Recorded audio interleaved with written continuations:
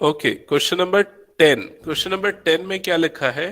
Suppose suppose a girl throws a die. If she gets 5 or 6, she tosses a coin 3 times and notes the number of heads. Okay?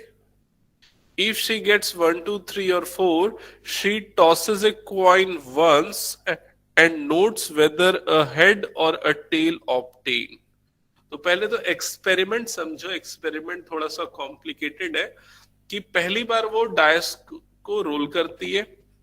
1, 2, 3, 4। अगर ये outcome होते हैं तो वो एक बार coin को toss करेगी, 1 टॉस। ठीक है। और अगर आउटकम 5 या 6 आता है तो वो 3 बार टॉस करेगी, 3 टॉस। ठीक है। अब इसके बाद अगर हम सैंपल स्पेस बनाना चाहें यहां पर, तो सैंपल स्पेस क्या बनेगा?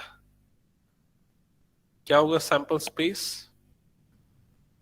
सबसे पहले 1H 1 tell, 2H 2T, 3H 3T, 4H 4T। ठीक है। अब अगर 5 6 वगैरह आता है तो क्या होगा? 5 आता है तो 3 बार टॉस कर रही है, तो 5 फिर H 5 के साथ H T, फिर उसके बाद ऐसा करते हुए 5 T T T, ये होगा। Same thing for 6 also, 6H 6H T and so on up to 6T T T। ठीक है। तो ये 3 टॉसेस वाले में जो आउटकम्स होंगे, हेड और टेल वाले, एक बार उसको मैं अलग से यहां पर लिख लेता हूं। क्या क्या हो सकते हैं? H हो सकता है, H T हो सकता है, H हो सकता है, T हो सकता है। फिर क्या हो सकता है? T T और last will be T। Total 8 आ रहा है। 1 2 3 4 5 6 7 8, यस करेक्ट। तो ये आएंगे यहाँ पर। ठीक है। तो हमने यहाँ पर बना दिया सैंपल स्पेस ओवरऑल। ओके, एक सेकेंड, इसको थोड़ा सा ऑर्गेनाइज कर लेता हूँ।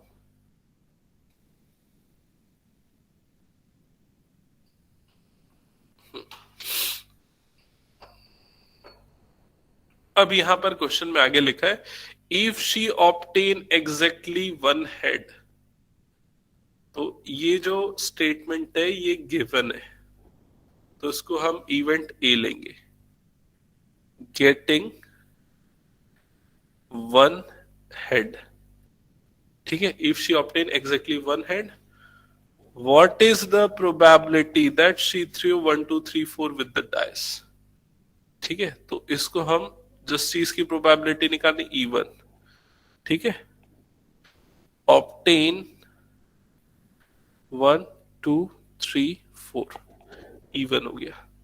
E2 इसका कॉम्प्लीमेंट्री इवेंट होगा। ऑप्टेनिंग क्या हो जाएगा? ये 5, 6। ठीक है। अब हमको फाइंड क्या करना है? Probability of event given a, that is equals to what?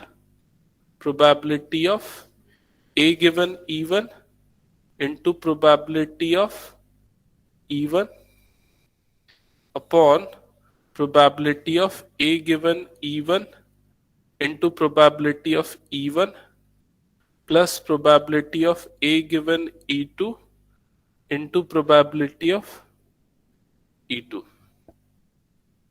अब निकालते हैं एक एक करके सारी प्रोबेबिलिटी। तो probability of E1, probability of E2, फिर उसके बाद हम निकालेंगे probability of A given E1, फिर हम निकालेंगे probability of A given E2। तो प्रोबेबिलिटी ऑफ E1 मतलब कि ऑब्टेनिंग 1 2 3 4, क्या होगा बताओ इस चीज की probability? Probability, correct, it will be 4/6, that is 2/3, obtaining 1 2 3 4।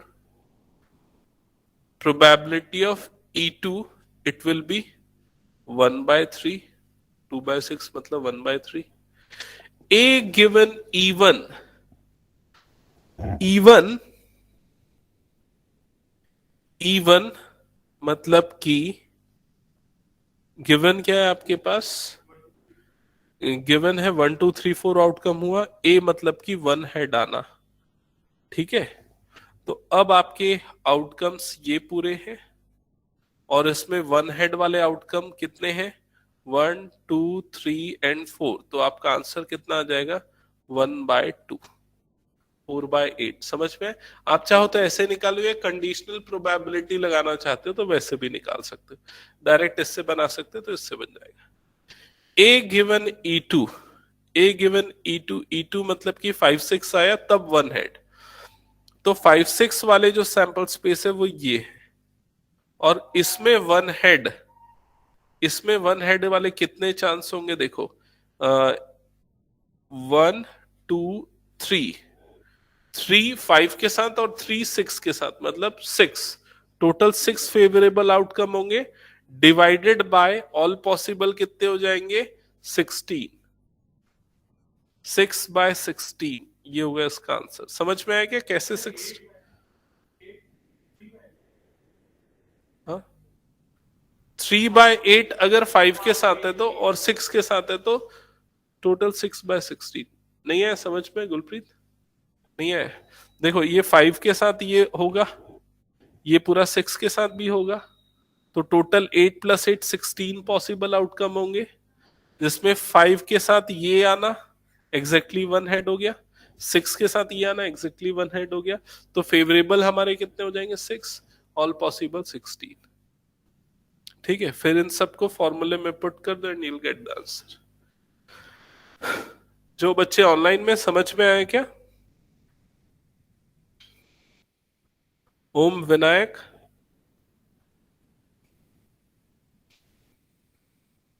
Yes sir. Okay.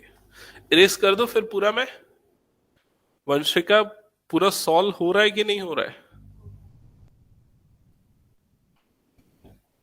रोशनी समझ में आया? क्वेश्चन नंबर 11, 11 मेरे ख्याल से बन जाएगा, सिंपल है. क्वेश्चन नंबर 12 पे आ जाता हूं मैं सीधा. 12 में प्रॉब्लम है ना.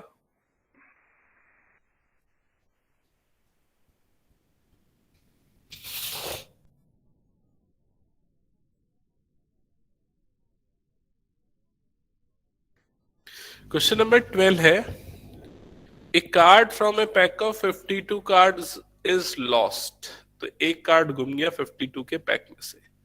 From the remaining cards of the pack 2 cards are drawn and are found to be diamonds.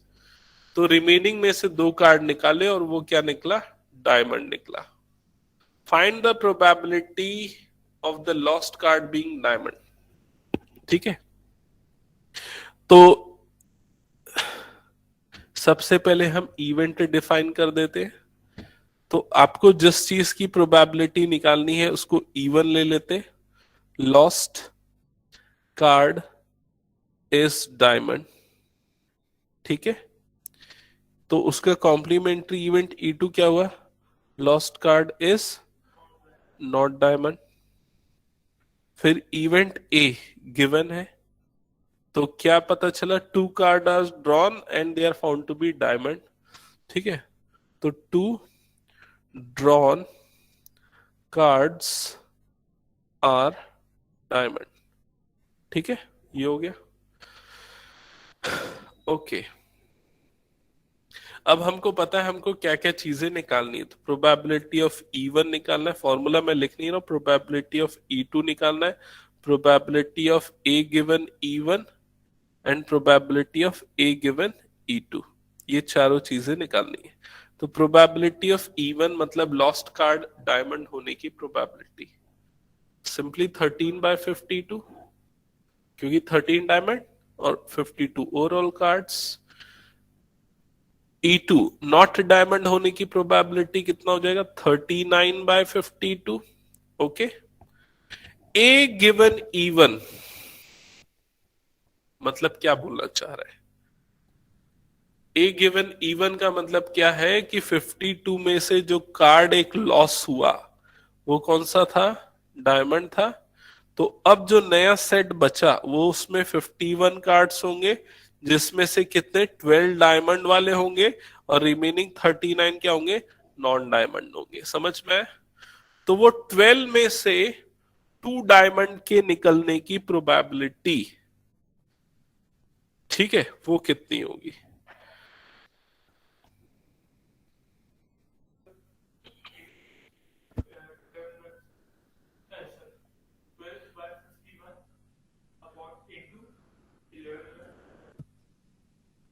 Correct, correct. पहला डायमंड निकलने का प्रोबेबिलिटी कितना हुआ? 12/51। दूसरा डायमंड निकलने का प्रोबेबिलिटी कितना हो जाएगा? 11/50। समझ में आया ये चीज? सिमिलरली ए गिवन E2, मतलब कि डायमंड नहीं घुमा और दोनों बार डायमंड निकलने की प्रोबेबिलिटी, तो बताओ क्या होगा? नहीं, नहीं, 13/51 इंटू 12/51। डायमंड नहीं घुमा मतलब पूरे 13 डायमंड्स है, लेकिन कोई एक नॉन डायमंड वाला कार्ड घुमा, मतलब टोटल सर कार्ड। 12/50। हाँ सॉरी, हाँ 12/50 करेक्ट। ये होगा। समझ में आया? फिर इसको फॉर्मूले में पुट कर दो बेस थ्योरम की। समझ में आ गया ना? ओके, इरेज कर रहा हूं फिर क्वेश्चन 12 भी।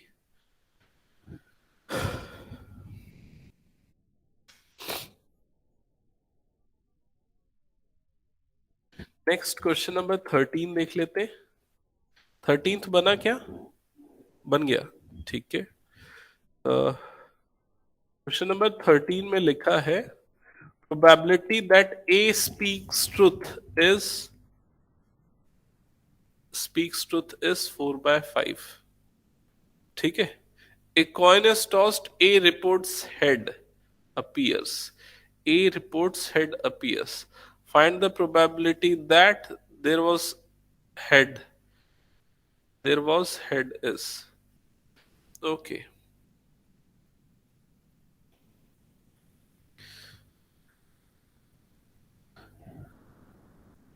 A reports that a head appears. तो ये गिवन है ना? A reports head appears. ये गिवन हो गया।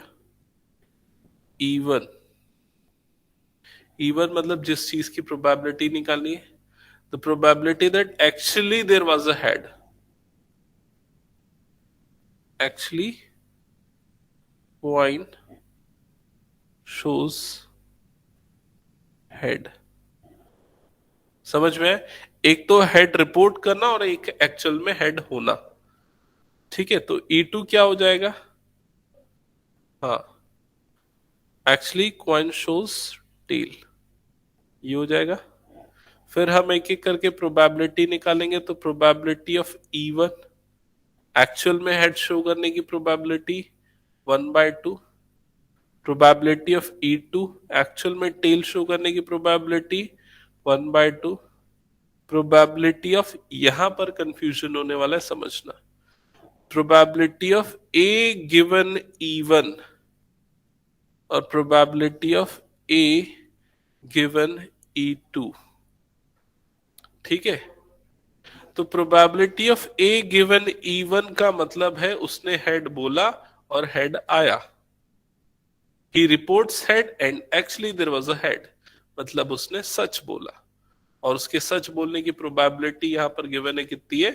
4/5। तो ये 4/5। फिर जो सेकंड पार्ट है कि he reports head but actually it was a tail, मतलब उसने झूठ बोला, तो उसके झूठ बोलने की प्रोबेबिलिटी कितनी होगी? 1/5। Correct, 1 - 4/5, that is 1/5। फिर ये चारों चीजें मिल गई, इसको पुट कर दो फॉर्मूले में बेस थ्योरम के, you get the answer. Clear? Okay. So question 13 हो गया, इरेज कर रहा हूं, कर देते हैं अब next topic that is random variables, ठीक है, एंड इट्स प्रोबेबिलिटी डिस्ट्रीब्यूशन। तो पहले तो रैंडम वेरिएबल डिफाइन करते हैं कि रैंडम वेरिएबल होता क्या है। रैंडम वेरिएबल एक्चुअल में ना एक एक फंक्शन है जो कि मैप करता है सैंपल स्पेस के आउटकम को एक रियल नंबर से। एक बेस्ट एग्जांपल बताता हूं कि अगर आपका एक रैंडम एक्सपेरिमेंट है टॉसिंग ए कॉइन, ये आपका रैंडम एक्सपेरिमेंट हो गया टॉसिंग ए कॉइन, तो आउटकम्स क्या आएंगे, या तो हेड आएगा या फिर टेल आएगा। अब अगर मान लो मैंने एक रैंडम वेरिएबल एक्स डिफाइन किया, मैंने बोला कि अगर हेड आएगा तो आप 100 रुपए जीतोगे और अगर टेल आएगा तो आप 50 रुपए हारोगे। समझ में आया? तो ये एक्चुअल में इस वेरिएबल में एक डेफिनेशन में हमने मैपिंग की इस सैंपल स्पेस के आउटकम की, सैंपल स्पेस के एलिमेंट की और एक नंबर की।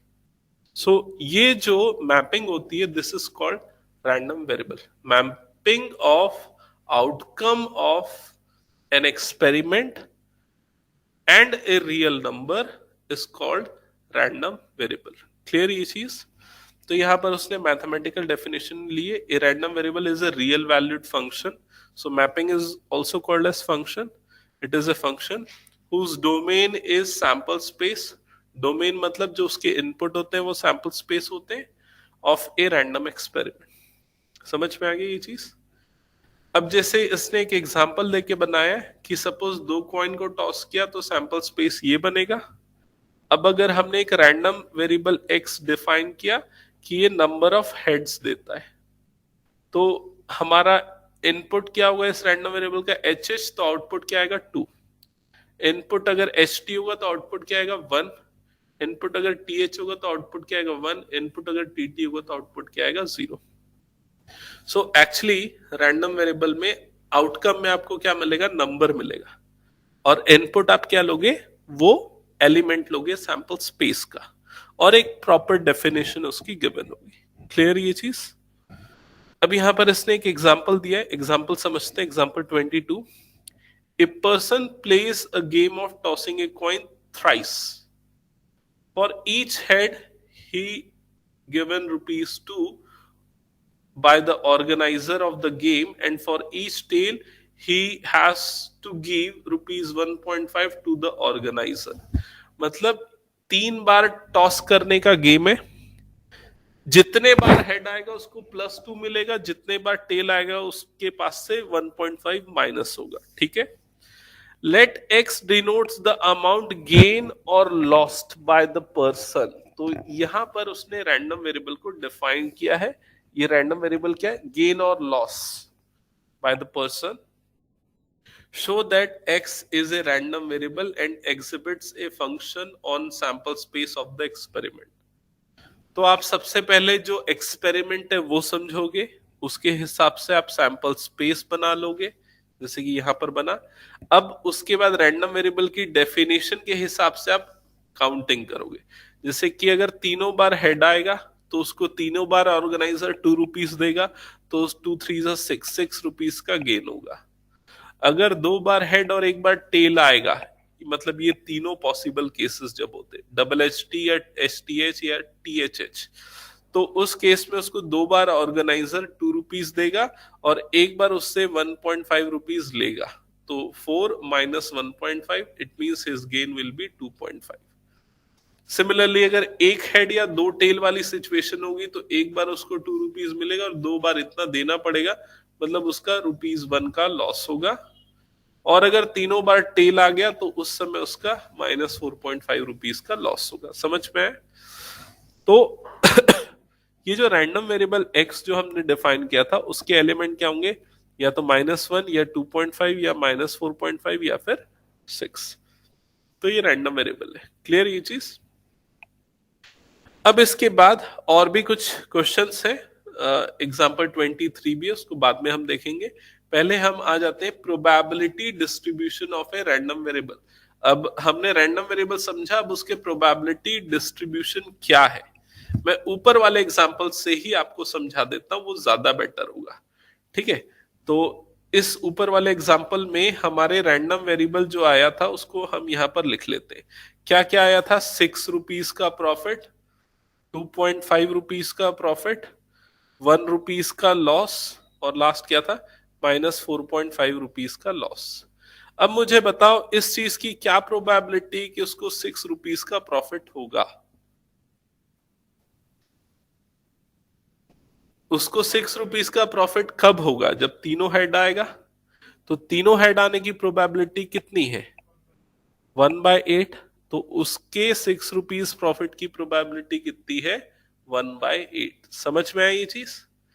अब क्या चांस है कि उसको 2.5 रुपीज का प्रॉफिट होगा? 2 पॉइंट, करेक्ट। तो वो तीन केसेस हो सकते हैं, मतलब 3/8। क्या चांसेस है उसको 1 रुपीज का लॉस होगा? It is also 3/8। और क्या चांसेस है उसको 4.5 रुपीज का लॉस होगा? It is 1/8। समझ में आया? तो ये जो मैंने एक टेबल बना दी ना, this table is called probability distribution of random variable. हमने डिस्ट्रीब्यूशन दिखा दिया उसका। समझ में आया ये चीज? तो समझ में आ जाएगा कि आपके कितने जीतने के क्या चांसेस है। क्लियर? यहां पर एक चीज ध्यान देना, यहां पर मैंने ना रिप्रेजेंटेशन करते समय देखो क्या किया है, ये ब्रैकेट में जो लिखा है इसको मैं फिर से लिख देता हूं। ये है probability of x is equal to x i. इसका मतलब कि एक्स आई जो होता है ना, एक्चुअली एलिमेंट है। जैसे कि ये पहला एलिमेंट है ना, तो small x1, small x2, small x3, small x4। तो जो रैंडम वेरिएबल के एलिमेंट है ना, उनको स्मॉल लेटर से रिप्रेजेंट किया जाता है। तो इसका मतलब है probability of x is equal to x1। ये वाले का मतलब समझ में आया? इसका मतलब है probability of x is equals to x2 and so on. Clear? तो मेरे ख्याल से आपको प्रोबेबिलिटी डिस्ट्रीब्यूशन समझ में आ गया। अब उसकी डेफिनेशन यहां पर कहीं उसने दी होगी। हाँ, ये दी है।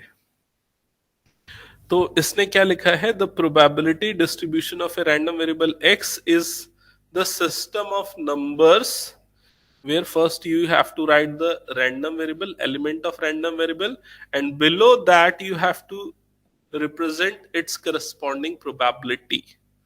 ठीक है? तो यहां पर उसने नोटेशन थोड़ा अलग यूज किया, x1 and corresponding probabilities p1, x2 p2 and so on up to xn pn। Clear? Okay. अब इसके बाद हाँ, ये रिप्रेजेंटेशन भी बताए जो मैंने अभी आप लोगों के साथ डिस्कस किया था। ठीक है? इसके बाद और क्या चीज है? इसके बाद इसके प्रॉब्लम्स बस होंगे शायद, क्योंकि इसमें मीन और वेरिएंस भी आता है रैंडम वेरिएबल का, वो हट चुका है।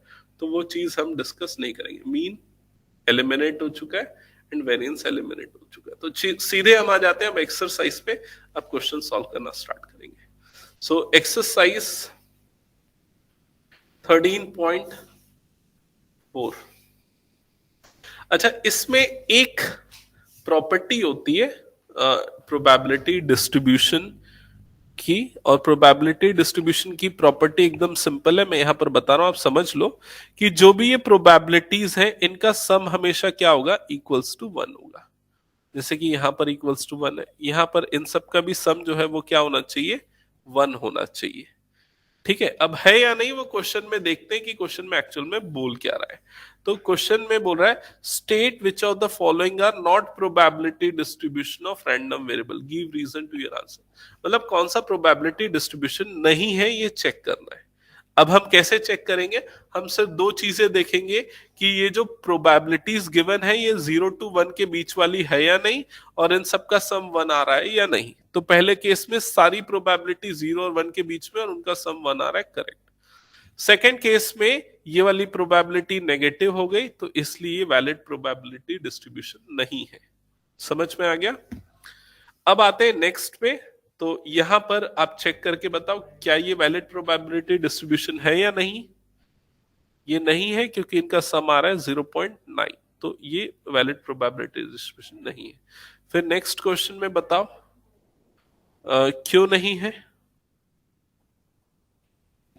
ये 0.3, 0.2, 0.5 हो जाएगा, 0.9 हो जाएगा। हाँ, 1 से ज्यादा आ जा रहा है, ये 1.05 कुछ आ जा रहा है। It is also not a valid probability distribution.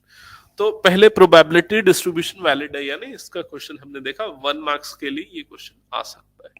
ठीक है, इसी पे बेस्ड कुछ क्वेश्चंस और भी आ सकते हैं क्या, आते हैं ज्यादातर क्वेश्चन, ये क्वेश्चन 8 के टाइप वाले। तो पहले मैं सीधा क्वेश्चन 8 पे जंप करता हूं, ठीक है, उसके बाद फिर बाकी क्वेश्चंस पे आएंगे। तो क्वेश्चन नंबर 8 में लिखा है random variable x has following probability distribution. ठीक है, उसका प्रोबेबिलिटी डिस्ट्रीब्यूशन ये वैलिड है ऐसा उसमें गिवन है। बोल रहे डिटरमाइन द वैल्यू ऑफ के की वैल्यू डिटरमाइन करो। कैसे करेंगे? करेक्ट, इन सबको ऐड करेंगे और इज इक्वल्स टू क्या कर देंगे हम, 1 कर देंगे। समझ में?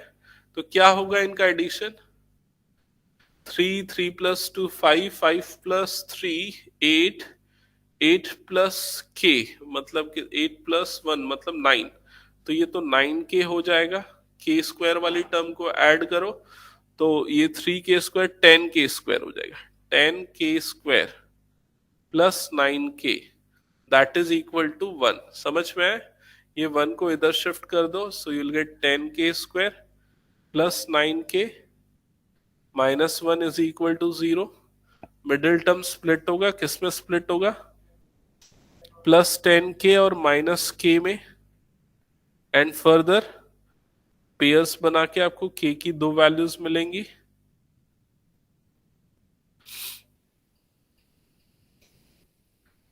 के की वैल्यू क्या क्या आएगी बताओ, एक -1 और दूसरी आ जाएगी 1/10।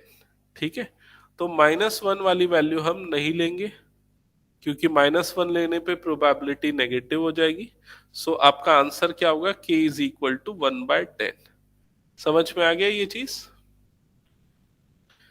अब ये समझ में आ गया तो नेक्स्ट चीज ध्यान से समझो, ये ज्यादा इंपॉर्टेंट है और कंफ्यूजिंग भी है। ठीक है, सेकंड में पूछा है probability of x less than 3। इसका मतलब आपको probability that random variable is less than 3 ये निकालना है। मतलब आप probability of 0 plus probability of 1 plus probability of 2 निकालोगे। समझ में आया ये रिप्रेजेंटेशन का मतलब क्या होता है? तो प्रोबेबिलिटी ऑफ 0 0 है, इसकी वैल्यू k, इसकी वैल्यू 2k, मतलब क्या हो जाएगी 3k, और k की वैल्यू पुट कर देना 3/10। क्लियर? सिमिलरली यहां पर लिखा है probability of x greater than 6, तो आप क्या करोगे, that is nothing but probability of 7, और जो भी है प्रोबेबिलिटी ऑफ 7 उसमें फिर वैल्यू पुट कर देना। समझ में? और फोर्थ पार्ट में बताओ क्या होगा, probability of x between this and this, probability of 1 plus probability of 2, that's it. ये क्वेश्चन बहुत इंपॉर्टेंट टाइप वाला क्वेश्चन है, एटलीस्ट 2 to 4 मार्क्स के लिए आ सकता है। ठीक है, हाँ बिल्कुल। ठीक है, इरेज कर रहा हूं मैं, और ऐसे बहुत सारे क्वेश्चंस आपको मिल जाएंगे एग्जांपल्स में भी, जैसे कि यहाँ क्वेश्चन नंबर 9 में भी आपको दिख रहा है। ठीक है, तो क्वेश्चन नंबर 9 में क्या दिख रहा है, the random variable x has probability distribution function p of x of the following form where k is some number, और ये डिस्ट्रीब्यूशन गिवन है। ठीक है, तो आपको क्या बोला, determine the value of k। तो अगर आपको ऐसा समझ में आ रहा है तो ठीक, नहीं आ रहा तो आप इसको उस तरह से अरेंज कर दो जैसा आपको समझ में आए। जैसे कि x की वैल्यू 0 1 2 3 एंड सो ऑन, हम ऐसा ले लेते। अब probability of x is equal to x i such that 0 की प्रोबेबिलिटी क्या है, k, इसकी प्रोबेबिलिटी 2k, इसकी प्रोबेबिलिटी 3k, इसके बाद की सारी प्रोबेबिलिटी 0 है, तो आप उनके बाद वाले को हटा सकते हो। ठीक है, मतलब आपका इंटरेस्ट सिर्फ किस में होना चाहिए, इसमें होना चाहिए, फर्स्ट 3 में। ठीक है, अब k की वैल्यू निकालनी है, k इज इक्वल टू 1/6 आ जाएगा। फिर उसके बाद probability of x less than 2 क्या आ जाएगा, इन दोनों का सम डिवाइडेड बाय 6, जो भी है 1/6 और 2/6 मतलब 3/6, फिर बाकी सब भी निकल जाएगा, है ना। अच्छा, इसका बताओ आंसर क्या आएगा इस वाले का?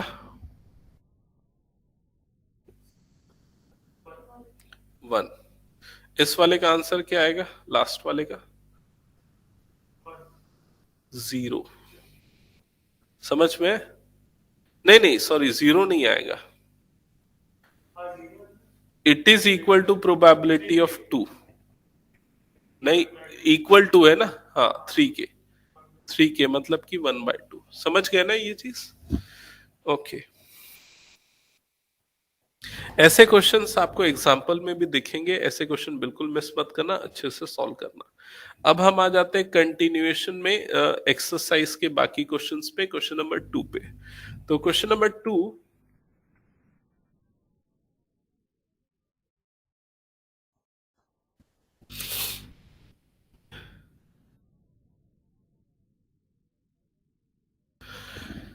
अगर 3 क्वेश्चंस आते हैं प्रोबेबिलिटी से एग्जाम में, तो एक क्वेश्चन आएगा इंडिपेंडेंट इवेंट्स वाला, एक क्वेश्चन आएगा बेस थ्योरम वाला, और एक क्वेश्चन आएगा इस टॉपिक से, रैंडम वेरिएबल से। ठीक है, तो आप लोगों को ये तीनों पे ज्यादा फोकस करना है।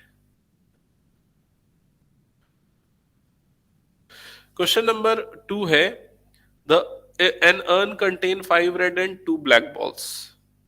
ठीक है, 2 balls are randomly drawn. Okay, let x represents the number of black balls. What are the possible values of x? Question को भी यहीं पर लिमिट रखो, यहां तक। What are the possible values of x? तो अब सबसे पहले एक अर्न बना लो। इसके अंदर क्या क्या है? 5 रेड एंड 2 ब्लैक बॉल्स। जो एक्सपेरिमेंट परफॉर्म हो रहा है वो क्या हो रहा है? 2 balls आर ड्रॉन। ठीक है, अब x कैसे डिफाइन है? x क्या है? Number of black balls.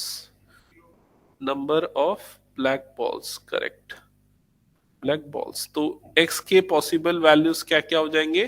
0, 1 and 2। समझ में आए?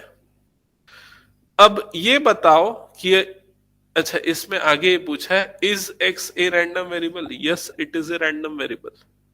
इसमें हालांकि प्रोबेबिलिटी डिस्ट्रीब्यूशन बोला नहीं है, लेकिन अगर बोला रहता तो क्या होता? 0 की प्रोबेबिलिटी।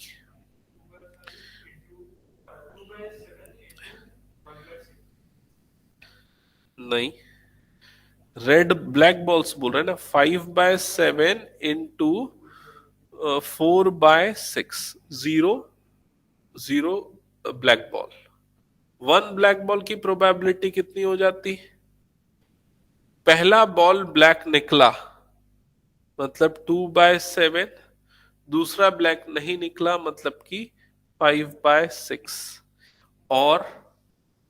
और मतलब कि प्लस, पहला बॉल रेड निकला मतलब 5/7, दूसरा ब्लैक निकला मतलब कि 2/6। समझ में है? और दोनों ब्लैक निकलने की प्रोबेबिलिटी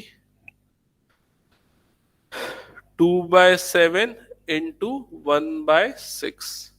आया समझ में? तो ये बनेगा इसका प्रोबेबिलिटी डिस्ट्रीब्यूशन। ठीक है, हालांकि आपका आंसर यहीं तक लिमिटेड है, इसकी पॉसिबल वैल्यू निकालने तक। नेक्स्ट क्वेश्चन पे मूव करते हैं, दैट इज क्वेश्चन नंबर 3। अब ये आंसर आप लोग करना। Let x represents the difference between the number of heads and number of tails obtained when a coin is tossed 6 times. What are the possible values of x? X represents the difference of number of heads and number of tails obtained when a coin is tossed 6 times.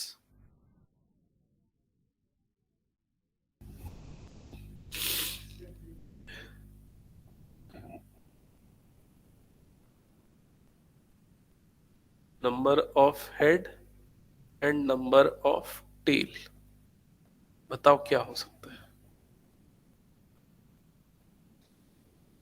6 head 0 tell मतलब 6, और क्या हो सकता है? 5 head 1 tell मतलब 4, 4 head and 2 tell मतलब कि 2, और क्या हो सकता है? 3 हेड 3 टेल, 0। ठीक है, दैट्स इट, यही होगा ना। नेगेटिव आना चाहिए कि नहीं? एक बार आंसर क्रॉस चेक करो तो। नेगेटिव,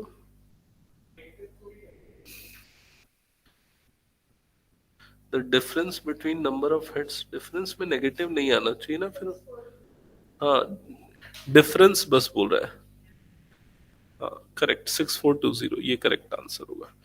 ठीक है, अब इसके बाद इसकी प्रोबेबिलिटी जब निकालना है ना, तो उसमें थोड़ा सा प्रॉब्लम जाएगा। आपको सैंपल स्पेस बहुत बड़ा बनेगा क्योंकि, ठीक है, तो खैर वहां तक हम लोग नहीं जाते क्योंकि पूछा भी नहीं क्वेश्चन में। तो क्वेश्चन नंबर 4 पे आ जाते हैं अब। क्वेश्चन नंबर 4,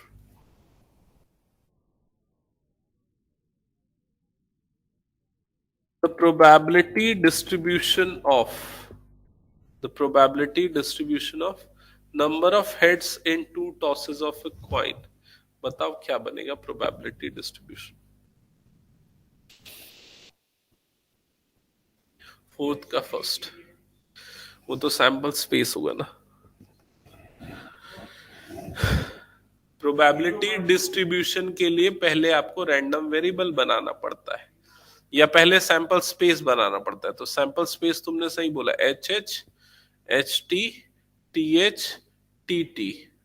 फिर उसके बाद रैंडम वेरिएबल एक्स बनाना पड़ता है।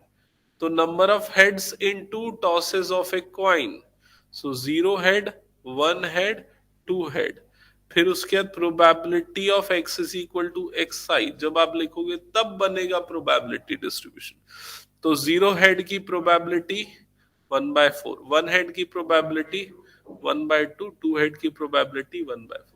तो ये आपको फाइंड करना था फर्स्ट में, समझ में आ गया? एंड सिमिलरली बाकी सब बना लोगे। Number of tails in simultaneous tosses of 3 coins, तो क्या होंगी रैंडम वेरिएबल की वैल्यूज? 0, 1, 2 एंड 3। ठीक है,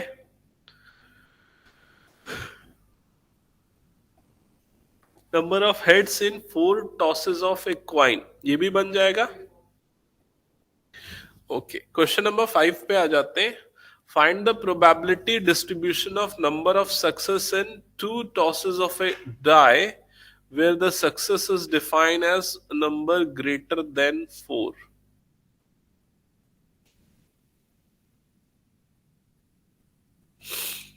बताओ, इसको मेरे ख्याल से मैं अलग निकालता हूँ क्वेश्चन को, क्योंकि हो सकता है इसमें डाउट आएगा।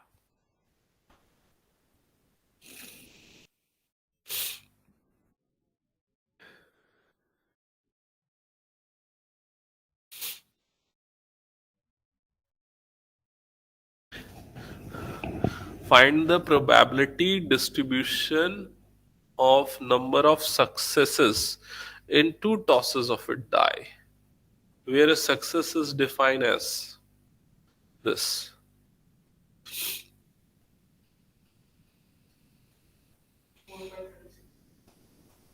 अरे ऐसा नहीं करना है ना, प्रोबेबिलिटी डिस्ट्रीब्यूशन निकालना है आपको। Probability distribution of number of success, तो नंबर ऑफ सक्सेस आपका रैंडम वेरिएबल एक्स है, समझ में? इन 2 टॉसेस ऑफ ए डाइस, ठीक है, और सक्सेस इज डिफाइन एज, तो फर्स्ट केस में सक्सेस क्या डिफाइन हो रहा है? Greater than 4। ठीक है, तो यहां पर एक्चुअली जो रैंडम वेरिएबल एक्स होगा उसकी वैल्यू या तो 0 होगी या तो 1 होगी, बिकॉज आपको या तो सक्सेस मिलेगा या तो नहीं मिलेगा। समझ में आई ये चीज? तो एक्स की वैल्यू या 0 होगी या फिर 1 होगी। 0 सक्सेस और 1 सक्सेस। 2 सक्सेस नहीं हो सकता। क्यों नहीं हो सकता? क्योंकि ये बोल रहा है बस number greater than 4, success is defined like this only. ठीक है, एक minute sorry. Find the probability distribution of number of success in 2 tosses of A dice. Okay, अगर दोनों में ग्रेटर देन 4 आया तो 2 सक्सेस हो जाएगा ना। Yes correct. ठीक है, तो 0 सक्सेस, 1 सक्सेस एंड 2 सक्सेस। ठीक है, ये हो जाएगा रैंडम वेरिएबल। अब उसकी प्रोबेबिलिटी देखते, probability of x is equals to x i. तो 0 सक्सेस मतलब दोनों में लेस देन 4 आना। तो एक्चुअली इसके लिए ना आपको वो टेबल बनानी पड़ेगी। कौन सी वाली? वो जो दो टॉस पे जो आउटकम बनता है 1-1, 1-2, 1-3, 1-4, 1-5, फिर क्या हो जाएगा 2-1, 2-2, 2-3, 2-4, 2-5। अच्छा 1-6 भी होगा, 2-6 भी होगा, 3-1, 3-2, 3-3, 3-4, 3-5, 3-6, 4-1, 4-2, 4-3, 4-4, 4-5, 4-6, फिर 5-1, 5-2, 5-3 अप टू 5-6। ठीक है, अब यहां पर देखो 0 सक्सेस का मतलब क्या, कि दोनों डायस में जो नंबर शो किया it is not greater than 4, it is either equal to or less than 4। मतलब आपको ये वाले काउंट्स लेने पड़ेंगे। समझ में आ रहा है ये चीज? कितने? 16। ऑल पॉसिबल कितने हो गए? 36। तो ये कितना हो जाएगा? 16/36, 0 सक्सेस की प्रोबेबिलिटी। अब 1 सक्सेस मतलब एक में 4 शो करना, 4 या 4 से बड़ा शो करना, बट दूसरे में उससे कम शो करना। ठीक है, तो इसके लिए ना 6-1, 6-2, 6-3, 6-4, 6-5, 6-6, एक्चुअली इसको लिख लेना चाहिए था हमको, 5-2, 5-3, 5-4, 5-5, 5-6। तो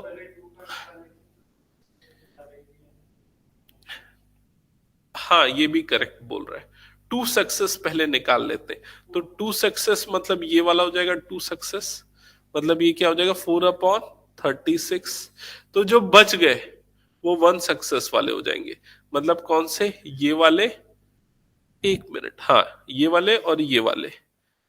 तो ये कितना हो जाएगा? 16/36। समझ में आया ये चीज? तो ये बन गया उसका प्रोबेबिलिटी डिस्ट्रीब्यूशन। कोई डाउट या क्लियर? क्लियर ना? फिर उसके बाद बोल रहा है 6 appears at least on one dice। अब यहां पर रैंडम वेरिएबल फिर से डिफाइन होगा। 6 appear on at least one dice is your success। The definition of success is 6 appear on one dice, at least one dice। So if you get 1-6, then it is your success। if you get 2-6, then also it is only one success। तो यहां पर random variable के दो ही outcome होंगे, 0 success या फिर 1 success.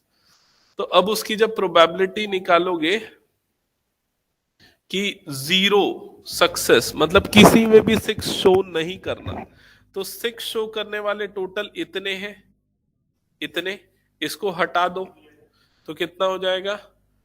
11 को हटा दो मतलब कितना हो जाएगा? 25/36।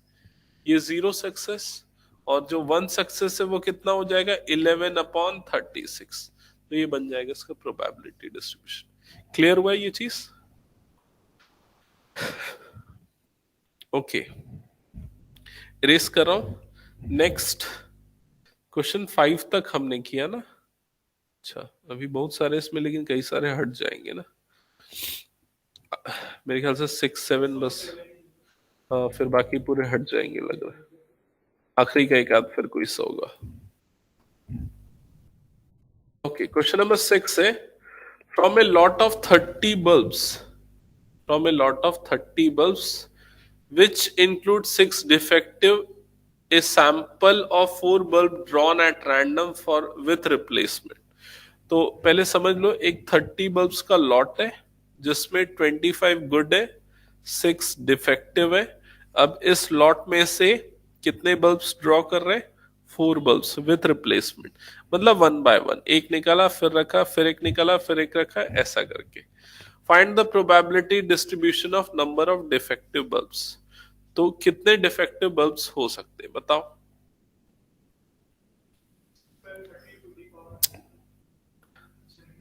नंबर ऑफ डिफेक्टिव बल्ब्स, हाँ बोलो। 0 मतलब एक भी डिफेक्टिव ना निकले पूरे ट्रायल्स में, एक डिफेक्टिव निकले, 2 डिफेक्टिव निकले, 3 डिफेक्टिव निकले या 4 डिफेक्टिव निकले। अब 0 डिफेक्टिव मतलब क्या? मतलब पहली बार, दूसरी बार, तीसरी बार और चौथी बार, चारों बार ये 24 में से ही एक सेलेक्ट होना, तो उसकी प्रोबेबिलिटी कितनी हो जाएगी? 24/30, 24/30, 24/30 मतलब 24/30 का स्क्वायर। समझ में आ गया ये चीज? Oh sorry, to the power 4, 4 बार सिलेक्शन कर रहे हैं, ठीक है। फिर उसके बाद सिमिलरली इसमें क्या होगा बताओ एक बार, एक सेकेंड ना मैं कॉल। हाँ बोल। हाँ नहीं चल रही, कॉल करता हूँ थोड़ी देर में। हाँ ठीक। हाँ, वंस वन डिफेक्टिव का क्या होगा? ये इतना इजी नहीं है ना। न, नहीं ये ऐसा नहीं निकलेगा, देखो इसमें हम केस लेंगे कि पहली बार में डिफेक्टिव निकला, बाकी 3 बार में डिफेक्टिव नहीं निकला। तो पहली बार में डिफेक्टिव मत निकला मतलब 6/30, और बाकी तीनों बार में नॉन डिफेक्टिव निकला मतलब कि 24/30 का स्क्वायर। समझ में है? सॉरी क्यूब, ठीक है। अब पहली बार नॉन डिफेक्टिव निकला, दूसरी बार डिफेक्टिव निकला, और तीसरी और चौथी बार नॉन डिफेक्टिव निकला, तो 24/30 का स्क्वायर। समझ में है? तो ऐसे करते हुए और भी दो ऑप्शंस होंगे। समझ में आ रहा है कि नहीं ये चीज? तो ये एक्चुअल में क्या बन जाएगा पता है? ये बनेगा 4 टाइम्स 6/30 इंटू 24/30 की पावर 3। क्लियर? क्योंकि 4 पॉसिबल केसेस यहां पर होंगे। फिर उसके बाद जब हम नेक्स्ट केस में आते हैं टू डिफेक्टिव, तो इसमें और भी ज्यादा पॉसिबल केसेस होंगे वैसे ही। तो इसमें क्या है, जनरलाइज करना थोड़ा सा डिफिकल्ट हो जाता है। तो इसलिए ऐसे केसेस में कॉम्बिनेशन हम यूज कर लेते हैं। कॉम्बिनेशन हम कैसे अप्लाई कर सकते हैं मैं यहां पर बता रहा हूं आपको, समझो। आप क्या करोगे, ये जो जीरो डिफेक्टिव है वो आपने जीरो डिफेक्टिव का लिख लिया 24/30 into 4C0 number of combination for that, ठीक है। वन डिफेक्टिव का आपने लिख लिया, वन डिफेक्टिव का 6/30 इंटू 24/30 का क्यूब इंटू 4C1। कितने कॉम्बिनेशन बनेंगे? 4C1। 4 कॉम्बिनेशन मैंने अभी आपको बताया, one defective, remaining 3 non defective and so on, 4 different combination. Similarly two defective के लिए कितने कॉम्बिनेशन बनेंगे? 4C2 into 6/30 into 24/30। क्लियर? और 3 वाले केस में क्या बन जाएंगे? 4C3 into 6/30। अच्छा एक सेकेंड, यहाँ पर 6/30 का स्क्वायर और 24/30 का स्क्वायर आएगा। यहाँ पर 6/30 का क्यूब और 24/30 आ जाएगा। और 4 नॉन डिफेक्टिव मतलब 4C4, और ये आ जाएगा 6/30 की पावर 4। ये होगा आपका फाइनल आंसर। समझ में आया क्या कैसे यहाँ पर कॉम्बिनेशन और क्यों अप्लाई हुआ है? कॉम्बिनेशन का देखो ये होता है कि NC0 की वैल्यू 1 होती है, NC1 की वैल्यू n होती है, और NCR अगर निकालना है तो n factorial upon r factorial into n minus r factorial. ये फॉर्मूला होता है। इसका एक शॉर्टकट भी होता है, जैसे कि अगर आपको निकालना है 52C2, तो आपको कुछ नहीं करना, 52 इंटू 51, जितना लिखा है ना 2 लिखा तो 2 बार लिखना है, और नीचे में 2 इंटू 1 ऐसा कर देना है। ये शॉर्टकट ट्रिक है, ठीक है। और NCN की वैल्यू भी 1 होती है, ये ध्यान में रखना है, ठीक है। तो जैसे आपको ये 4C3 की वैल्यू निकालनी है, तो आप इसको 4 into 3 into 2 divided by 3 into 2 into 1 कर सकते हो। फिर ये पूरा कटा तो आंसर क्या आ जाएगा? 4 आ जाएगा, ठीक है। क्लियर हो गया ये पूरा? ओके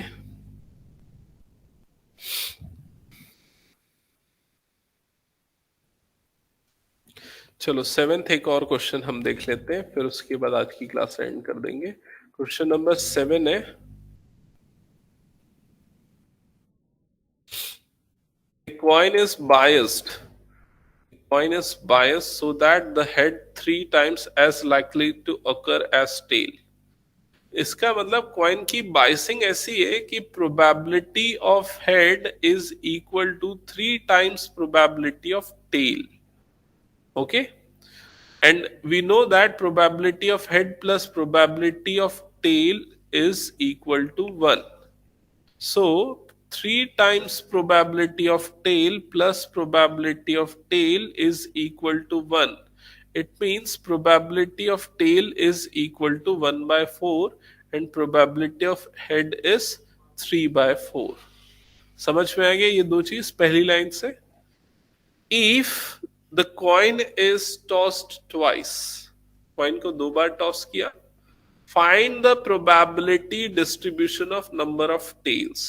तो नंबर ऑफ टेल्स को हम 0, 1, 2 ले सकते, and the corresponding probabilities will be, तो 0 टेल की प्रोबेबिलिटी, पहला भी टेल नहीं और दूसरा भी टेल नहीं, मतलब 3/4 इंटू 3/4। 1 टेल की प्रोबेबिलिटी मतलब कि 1/4 इंटू 3/4 प्लस 3/4 इंटू 1/4, इसमें भी लगा सकते हो 2C0, 2C1, 2C2। ठीक है, 2 टेल की प्रोबेबिलिटी 1/4 इंटू 1/4। आपका आंसर सही आ रहा है कि नहीं क्रॉस चेक करने के लिए सारी प्रोबेबिलिटी का सम बनाना चाहिए, वो क्रॉस चेक करके देख सकते हो। ठीक है, दैट्स इट, हो गया क्वेश्चन नंबर 7। फिर इसके बाद 10 से जितने भी क्वेश्चंस है वो मीन निकालने पे है, मीन एंड एक्सपेक्टेशन जो पार्ट एलिमिनेटेड है, वेरिएंस स्टैंडर्ड डेविएशन, तो वो आपको नहीं करना है। 16th भी वही है, 17th भी वही है। तो आपका सिलेबस में क्वेश्चन नंबर 9 तक के ही क्वेश्चंस आएंगे, और इसके बाद जो एक्सरसाइज है बर्नौली ट्रायल वो भी नहीं करनी है। फिर सीधा हमको करना है मिसलेनियस। तो नेक्स्ट क्लास में हम मिसलेनियस एक्सरसाइज करेंगे, और फिर उसके बाद आई थिंक नेक्स्ट क्लास में ये चैप्टर खत्म हो जाएगा, फिर हम कैलकुलस स्टार्ट कर देंगे, इंटीग्रेशंस। ठीक है, ठीक है। सो किसी को कुछ पूछना तो पूछ सकते हो, अदरवाइज मीटिंग लीव कर सकते हो। Thank you.